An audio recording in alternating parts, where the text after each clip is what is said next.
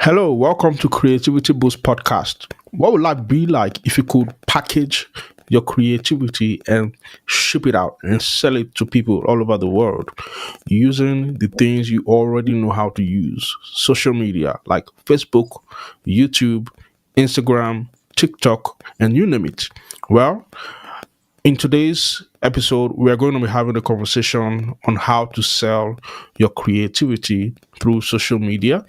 And I brought on the show someone who has had a very good experience doing that quite lately in the person of Brandon Wood. Hi, Brandon. How you doing? I'm good. How are you doing today? I'm good. I'm fantastic. Good to have you on the show. Do you want to tell us a bit about yourself as we Thank you. get this started?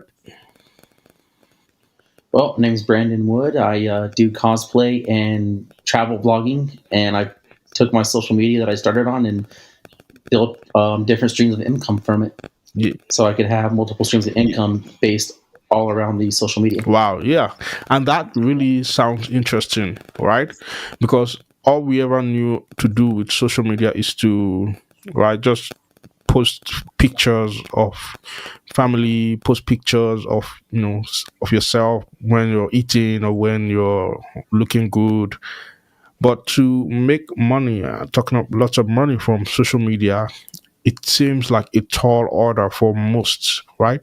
So, can you tell us how you came into this discovery and what that journey was like for you? Well, it started about 3.5, 4 years ago when I started my first social media account. I used social just for family to keep up with family on Facebook. I didn't do much else. I was actually a construction worker. Wow, I was a safety manager for a construction company, and I got injured on the job, wow, and so I was chilling at a hotel room, not able to do anything, and I decided to. Some friends had told me I should make a TikTok. Make a TikTok. I'm like, no, TikTok's it's no. I'm not making a TikTok. That's for kids. That's it's not happening. But it kept on and on. So finally, I made a TikTok, and I'm a dancer. So I do dance. I dance, and so I made about 10 videos, posted all of them at one time, deleted the app off my phone, and figured if they ask me, hey, I made the videos. They can't say anything anymore. Well, about a week goes by, and my friends, one of them calls me up. He says, "Bro, you're on social media. Why didn't you tell me you made a TikTok?" I'm like, "I didn't tell anybody I made a TikTok. How do you know this?" He's like, "When's the last time you logged in?" And I was like, "I don't know. Posted my videos and deleted the app. I haven't been logged in a week since I made the account." I logged in, and I had 20,000 followers that first week. And then this second week, it jumped to 30,000. I'm like, "Oh, okay. Let me make some more videos. See what happens." Made some more videos, and it jumped to 35, 40,000. So within 3 weeks, it already had almost 50,000 followers on TikTok. I was like, "Oh, this is insane." And then I saw some people doing some cosplay, and I was like, "Oh, that's kind of cool. Like, it's kind of a unique thing." They were making their own characters. They weren't actually cosplaying already made characters. So I started doing that, and of course, because I changed my content, my stuff just plummeted. I stopped getting followers because I changed what I was doing, and I was kind of stagnant at like I got to about 40 some thousand. It was kind of stagnant for a while, until finally the cosplay started picking up. Well, I started doing that just as kind of like my for fun side thing. I was making a few dollars a month because my videos kept blowing up. Um, my company was bought by another construction company, and they already had somebody in my spot. So obviously, being the one that was brought in, I got let go. And I had a job offer to move to New York and pretty much do the same thing I was doing. And I decided I'm going to give the social media thing a go because I've been growing so fast on it with part time work. Let me put my full effort into it and see what happens. So I did that for about a month, no, about 2 months. Got up to 75,000 followers within that 2 months, and then I decided to make a Facebook account. I was like, okay, well, I heard Facebook pays more than TikTok does. I was making maybe a couple hundred on TikTok per month, nothing too crazy. So I started my Facebook, and the first video I posted it to my personal private account that I had set to public because I was just curious how my friends, my family would see it. And the first video hit 60,000 views. Wow. And I'm like, oh crap. Now my personal private Facebook is out there.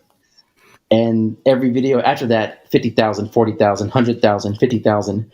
And I was like, at this point, I might as well just make this my profile page. So now my life is out there for everybody to see.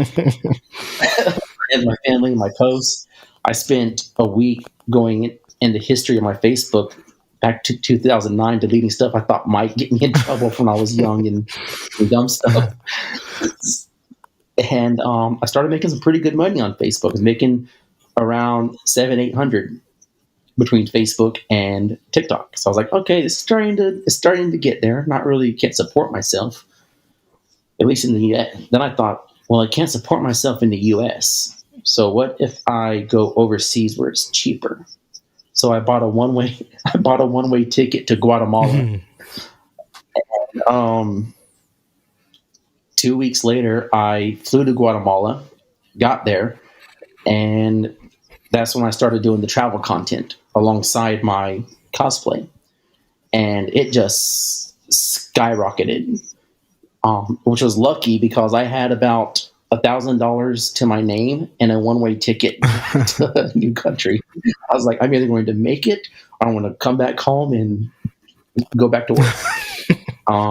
That was almost 4 years ago. I've been back, but only for visits. But I've been doing this ever since. And then, of course, meeting other people, other creators, networking. I started learning, hey, here's my social media. Let me make some merchandise, sell it to my audience. All right, now that's one revenue stream. Hey, what if I write a book about my characters? Okay, now there's another revenue stream that's popping up. Oh, wait, I actually am pretty good at this social media. Maybe I should start coaching.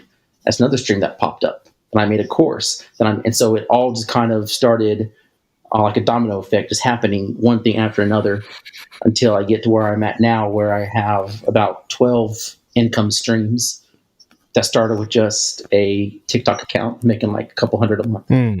But because I built other revenue streams off of the social media, instead of I knew just relying on social media, it's too unpredictable. I mean, I have a month, that first month in Guatemala, I made $9,000. The following month, I made 1,000. I was like, oh, this ain't gonna fly. I need to figure something out. And so that's what I started doing. Started reading a lot of self-development books. And honestly, my ex-girlfriend kind of kicked me into gear. She was very smart with this kind of stuff. So she started saying, hey, why are you giving reviews to these hostels and hotels for free when they can just pay you? Because if they pay you, you'll make more than what it costs for you to stay there. So I was like, oh, okay. So I stopped doing free reviews for stays and I started getting paid for it. And yeah, what they paid me covered my cost of stay plus extra on top. So boom, another revenue stream got built. And it just, like I said, spiraled to where it's at now, 4 years later. Wow, that's great. If you could make your camera stable so that it doesn't shake, that would be great. Yeah. Yeah. All right. That sounds really good and really interesting. So what has life been like? And you talked about learning some sales, and doing some sales development and self-development. Why did you feel like you needed that despite you were getting all the love on social media? Because despite all the love on social media I was getting, I realized that if you want to grow a business or something as social media, you need to improve yourself. You need to get more knowledge. For example, I read a lot of psychology books. What emotions make people react, like anger, sadness, laughter. Each emotion is stronger than a different emotion. And so I take those emotions based on what I'm trying to do, and I try and trigger what I believe will be the biggest reaction. make my content be shared. So you have two of your biggest reactions, which is your laughter and anger, are the two big things that people share the most. Anger because they think, oh, this is stupid. Let me show it to this guy, or they comment, or they share it out, say this guy's saying something dumb or controversial, and it just snowballs. I knew with my account I wanted to work with brands, and so I couldn't have that type of negativity in my account. So I went the comedy route.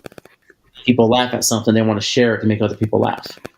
And so if I hadn't been reading these psychology books and learning more about like improving my knowledge, I want to have been able to pick out those certain traits I'm trying to hit with my content. Also read a lot of marketing books, social media marketing, how to prioritize your life, pretty much not changing who you are, but growing yourself to be a better person, because that shows through the camera. I mean, you can be as fake as you want, you can be as funny as you want, but people will see the real you eventually, whether through live streams or they meet you in person. So I knew I wanted to be that person that people want to look up to or try and be like. So I started a self-development journey to make myself that person. Wow, that's interesting, and that's actually a testament of what you can be like, what life can be like when you commit yourself to transformation, when you commit yourself to making an impact, even on social media, because social media democratizes the impact that it can make, and it gives you the powers that you otherwise would not have had if you weren't leveraging social media, right? Back in the day, people had to, get approval, get permission from gatekeepers before they could get on stage, before anybody could see their work, before they could package their creativity, package their skills, package their talent. But now, social media has made it easy, right? But even at that, there's still a lot of work that needs to be done, especially from a personal development perspective. And I'm glad that helped you develop yourself, right? So my question to you would be like, what do you think is the benefit of selling with social media, and what does selling even mean to you? Because the one thing I've discovered about creatives is that they don't know the first thing about selling. They don't know how to sell. They only know how to create, and so they just keep creating stuff, and they remain broke like a joke, right? So, what do you Mhm. think selling is for such creatives who may be listening and who may be interested in selling their creativity? What does that mean to you? Well, I'm big on when it comes to if you're a salesperson at a car dealership or cold calls, you have a physical product that you're trying to sell from the get go. With social media, you need to sell yourself. So you need to have the charisma that's where the self development comes into. Always improving. You need charisma. You need to get people to want to engage with you, because you, as a content creator, you are the product, and people will buy something that they don't necessarily want or that they don't need because it's you. They connect to you. Most of my sales on my books or my merchandise came from people who are just big fans of my character and myself. And so they buy everything that I put out. Like if I put out a new line of shirts, they're going to buy one of each. If I put out a new book, they're going to buy the book, because they're sold on me as a creator and the content I put out, as opposed to me trying to just sell them a product. So instead of being like, hey, you guys, y'all should buy this because I think it'd be great for your kids. It's a good children's story. It teaches friendship, teaches communication, which sounds good, but that can get kind of boring. Whereas if you make a video just showing the book, like for example, I made a video doing one of the Grinch scenes. 2 o'clock, bottle of self pity. 3 o'clock, self loathing. But I used my actual book to do that. And because people were seeing it on camera, they started asking in the comments, "Oh, what book is that? What book is that?" Then you give them the link to it, and they naturally came to your product without you having to bring them to your product. So I, again, where the psychology books came in You hit their subconscious instead of trying to be in their face about it. Because if you load your page with a bunch of sales ads or sales products, people are going to stop watching. But if you sprinkle it into your video, like make a video and wear a hoodie that has your character on it, wear your merchandise, people will ask, hey, what's that? Or they'll ask, hey, where do you get that hat from? Where do you get this from? Oh, here's the link to Amazon where you can buy it. But guess what? I'm an affiliate, so they buy it through Amazon. Now I'm getting a percentage of what they just purchased. And that's what, to me, selling is. You sell yourself, and then they come for your products. They like what you do. I think that's more effective to building a loyal audience that buy over and over and over and over again, instead of someone who buys a book because you told them about this. Oh, that's a cool children's book. Let me buy it. They don't buy your shirts. They don't buy your hoodies. They don't buy your mugs. They don't buy your tumblers. Or if they love your character, if they love you, they'll buy your hoodie. Oh crap, he's got a tumbler. I love tumblers. Let me buy that. Oh, he's got a cell phone. I want to. Oh, wait, you wrote a book. What? Let me get that too. Look, this is my kid's favorite character. He has this, and that's what I try and hit with people, which is why I do the comedic and positivity content, because I want to hit that emotion. That no one wants to buy stuff that's going to make them angry. It may get more virality on videos, but it hurts you when you're trying to actually make income and not just post for views, but post for income. That's what selling is to me. Selling yourself and your brand, not the product, because the product will come. Wow, that's really, really interesting. And I kind of agree with that perspective because selling is actually serving, right? And when you serve people and give them what they want, they are going to give you what you want. But most creatives don't have the first idea about selling.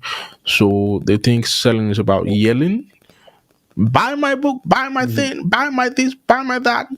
They think selling is about begging, please just support me. I need to get to 1,000 followers.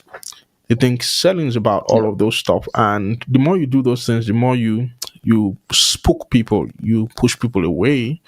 But the more you just exactly. show up and serve and help people achieve what they want, what be it entertainment value, be it education value, be it edutainment value, be it inspirational value, they'll be the one to figure out how to buy from you. They'll beat a path to your doorstep and look for ways to pay you money. They'll throw their monies at you, right?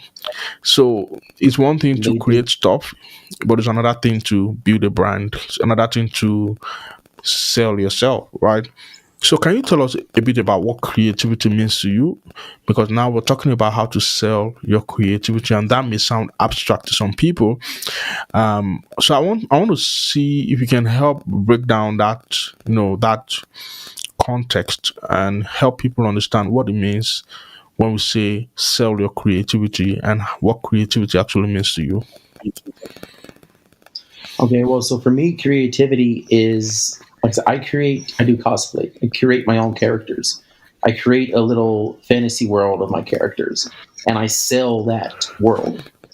So I sell I sell. Like I said, I made books on the characters. Hmm. So I created a character. I came up with this idea of a character that would be, because a lot of cosplay, I'm sure if you've seen it, is very adult oriented. Very a lot of cussing, a lot of maybe sexual stuff, a lot of stuff like that. But I thought if you can create something that hits adults and kids, you just open a whole new market for yourself. And so that's where I think what creativity is trying to create something that's different from what other people are doing to potentially that would potentially work better. So taking the will and improving it. Like this creator is trying to roll a cart on square wheels. It's not going to go very far without a lot of effort. Okay, let me upgrade this content and make the wheels round. Now it's just going to go. All right, these guys are making all this adult content. Some of them don't want their kids to see that. So let me make this content where people are like, oh yeah, let's show my kids. And the kids, people will buy for their kids before they buy for themselves. So if you create a product or a character that kids enjoy, parents will buy it for them. To me, that's what creativity is: creating something from something else, but making an improvement on it. Okay. So what was the biggest skill that gave you the biggest jump in your pay, the biggest payoff? I'm sorry, one more What time. was the number one skill that you added to your skill set that gave you the biggest payoff? My number one skill for my biggest payoff would probably be, this goes back to the self development. I'm huge on that, and it's because I when you get a million views on a video, which happens to a lot of my videos, you will get a lot of negativity. You will. I mean, it's just, you could have the best, most purest content, and someone's going to find something negative. It's social media. So being able to deal with that, ignore it, and not let it affect you, is probably the biggest skill set you could learn, because that is what kills it for a lot of people. They see something, they get depressed, and they're like, "Oh, well, this must be true. I'm not going to make these videos anymore, or let me change what I'm doing because these people are saying this." Don't change it. Just ignore it. They're just haters being haters, and that you learn from getting more confidence in yourself, understanding that you are doing the best work you can do, and constant evaluation on your videos and on how you make your content. Okay. So now talking to someone who's listening to us who's shy, who feels like social media is not for them, it's for teenagers like you did. What would be your best advice for them to help them come out of that, box of thinking? Well, I actually wrote a book on that. Hmm. But what I say in the book is, yes, I wrote self development books also. But there's this exercise that I coach, as I said mentioned earlier. I give my clients. I say, if you need confidence, you need to boost your confidence to get more comfortable on camera or just with people in general. Every morning, look in the mirror and say three positive things about yourself. Or if you're trying to, three positive things about yourself and three things you want to your personal self to become. So, like, I am charismatic, I have pretty eyes, I have an amazing family. What do I want? I want to be outgoing, I want to be funny, I want to be liked. So, don't have to say those three things. Say three things positive about you and three things that you want to become, and that do that every single morning. And it's kind of like a self reflection to yourself, and it puts it out there in the universe. And then I say give one compliment to one person every day, some random person. And it can be anything. Be like, "Hey, bro, I like your jacket. Where'd you get it?" "Oh, cool." And when you do that, you'll see people will respond to you in a positive way. And you'll start getting rid of that anxiety of, "Oh, what if they don't like this? What if I make a fool of myself?" You don't. You build the confidence step by step. So every day, say something positive to somebody, whether it be a girl or a guy. Don't be flirty. Don't have a conversation with it. Just be like, "Oh wow, I love that color combination using your hair." So, "Oh, thank you so much." "Yeah, all right. You still have a good day." And carry on. Don't linger. Don't just do that. And after a couple weeks of doing just that, you will start to naturally talk to people more, because you'll start commenting, and then they'll say something. You'll start building off what they're saying, and then the conversation can start to develop. And you realize that 8 out of 10 people aren't going to be an asshole to you just for saying something to them. And once you get that in your head and you realize that, then you can start going on camera and be like, "All right, so here's my confidence. Now the confidence is going to be portrayed on camera. If I can do this in person, I can do this on camera when nobody's watching me." So those are the two exercises I really get people to do. If they do that for 2, 3 weeks, they would see a huge jump in their confidence and their communication skills.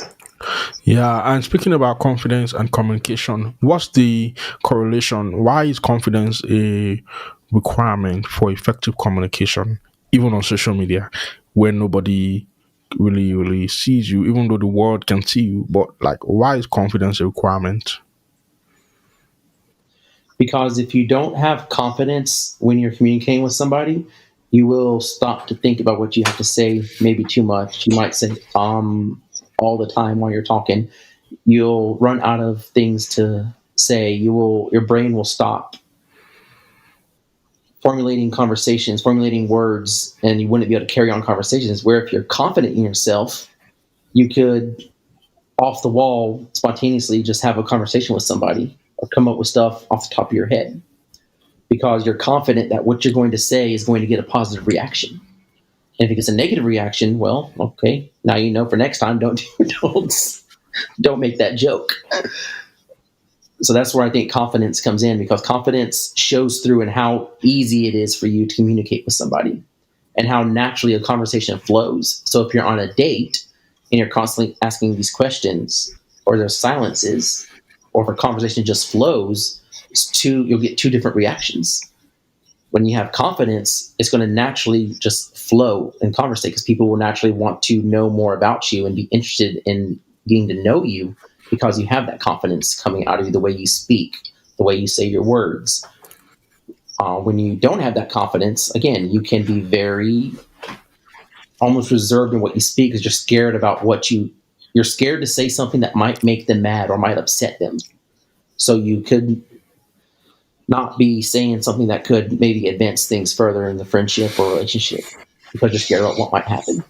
Okay, so And that's where confidence comes in. yeah, thank you. So let's talk about your journey traveling and whatnot. And before we talk about that, let's talk about the part where people who they want to sell on social media. And we've talked about selling. Selling is not like forcing people to buy stuff from you, right? Selling is serving. But most people who want to sell on social media, they kind of fuss about their lighting, about their cameras, their gears, their editing skills. What was that like for you? Were you an editing guru? Did you have all the best gears when you started? And maybe that's why you hit 20,000 views or 20,000 followers in such a short period of time, and then you went from there. Maybe your editing skills was off the top. So can you tell us how you navigated that? Well, I've been building websites since I was 18. I started with HTML coding in Dreamweaver. So I always had kind of a understanding of how computer programs work, how different softwares work for editing for websites. And for lighting, I did photography and stuff. Nothing like professional, just on the side. But in doing that, you learn about lighting, um, proper camera settings.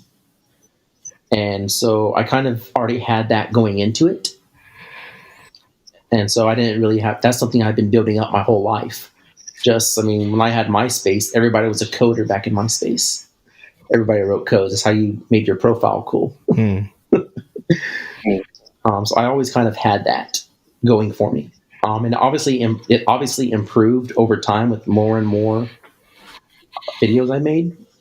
But also, I had a mentor that I worked with who helped me with my lighting, my background, my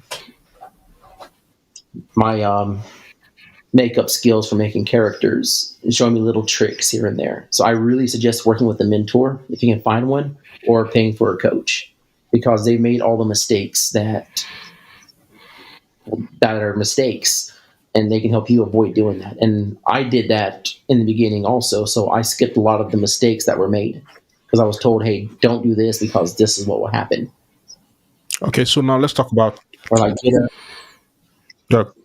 get a background that absorbs the light, so it's not reflecting back. Because if your background reflects light, say you're doing a black background because you're doing a dance or you're doing a skit or whatever, if there's light hitting the background, it's going to bounce back and forth, and it's going to cause a reflection. When you move, the color of your background will change. Whereas if you get like a material that absorbs the light, it doesn't reflect the light back to the camera, so there's no light actually hitting your camera.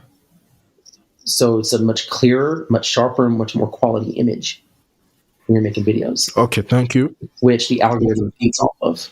The algorithm feeds off of that. Hmm. Okay, so I was trying to get at people who make an excuse and say, "Oh, I don't know how to do video.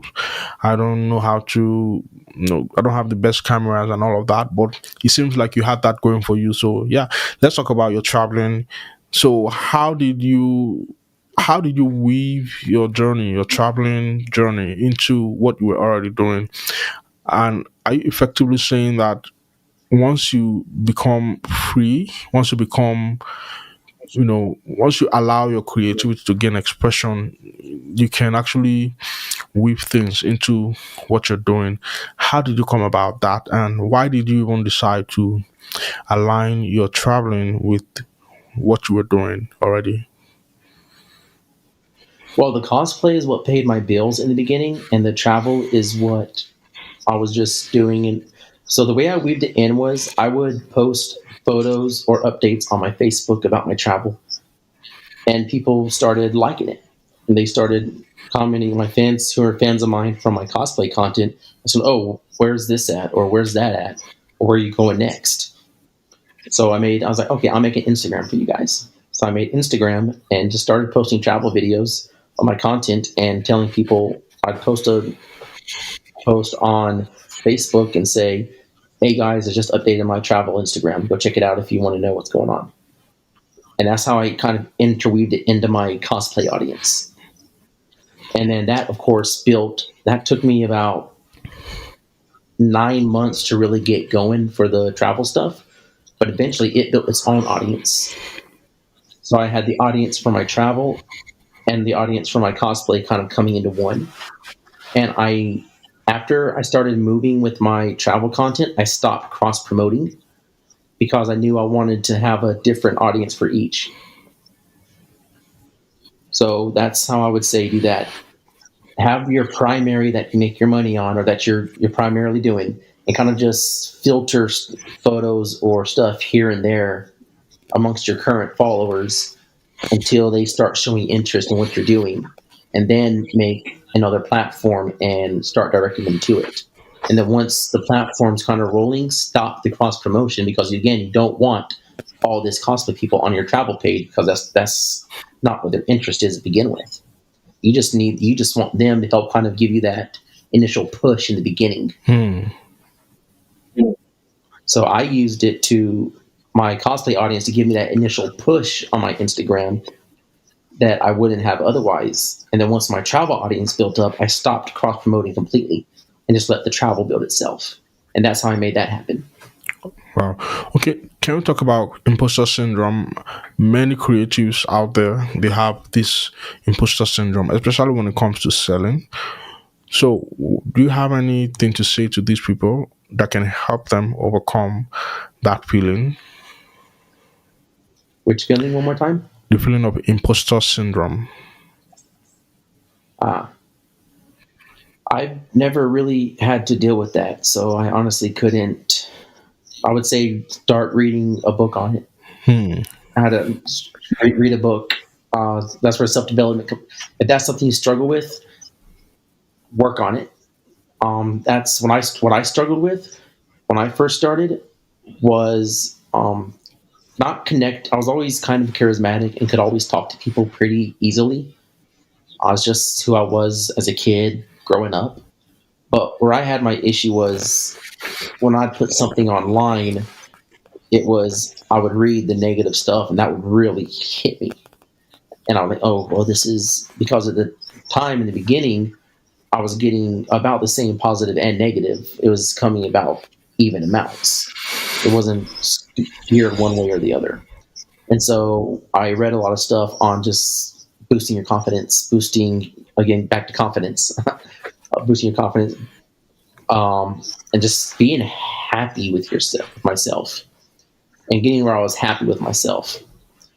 And that's how I worked on that. So if someone needs to work on something like that, I would say read a book, um, or listen to a podcast. I listen to a lot of podcasts also, like Tim Ferriss. I love Tim Ferriss. Um, but listen to podcasts or listen to audiobooks or read books that focus on that and improve yourself with each read. That'd be my advice to someone to try and overcome that or to overcome that. All right.